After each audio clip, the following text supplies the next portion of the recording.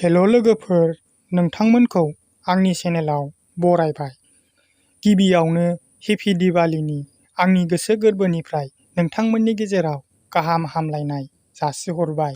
आं नोंथांमोननि गेजेराव मोननै बर'नि गोदान शर्ट फिल्मनि आपडेट लानानै फैदों।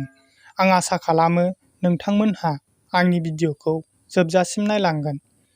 सेथियाव दङ बिथां रिंसार ब्रह्म चेनेलनिफ्राय बिथांमोना दिवालीनि दिवाला शर्ट फिल्मनि भिडिअ'खौ गावसिनि चेनेलाव आपल'ड खालामना होबाय। बे चेनेलनि गेजेरजों बिथांमोनहा शर्ट फिल्मनि भिडिअ' लानानै फैयो।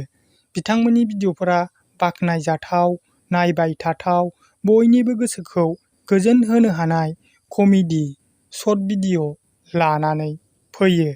बेबायदिनो बिथांमोनहा बयनिबो गेजेराव बयजोंबो मोजां मोनजानाय मोजां कमेडि शर्ट फिल्मनि भिडिअ' लानानै फैबाय थानो हाथों। बे चेनेलनि लिंकखौ आंनि चेनेलनि डिसक्रिपसनाव होनानै दोनदों। नोंथांमोनहा थांना नायनो हागोन। लोगोसे बिथांमोननि चेनेलखौबो सापर्ट खालामना फै। नैथियाव दङ मोनाब लाभलि एन्टारटेनमेन्ट चेनेलनिफ्राय बिथांमोनहा बिसुगे शर्ट फिल्मनि भिडिअ'खौ गावसिनि चेनेलाव आपल'ड खालामना होबाय। बे चेनेलनि गेजेरजों बिथांमोनहा गिबि खेब कमेडि शर्ट भिडिअ' लानानै फैदों। बिथांमोननि भिडिअ'फोरा बाख्नायजाथाव, नायबाय थाथाव, बयनिबो गोसोखौ गोजोन होनो हानाय भिडिअ' लानानै फैदों।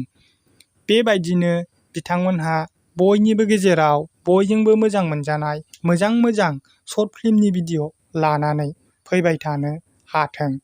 बे चेनेलनि लिंकखौ आंनि चेनेलनि डिसक्रिपसनाव होनानै दोनदों।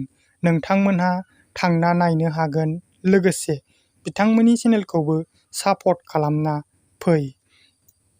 आंनि दिनैनि भिडिअ'आ बेखिनियानोमोन।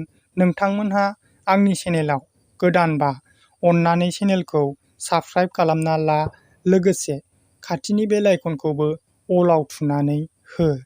आं नोंथांमोननि गेजेराव बेबायदिनो बर'नि गोदान शर्ट फिल्मनि आपडेट लानानै फैबाय थागोन।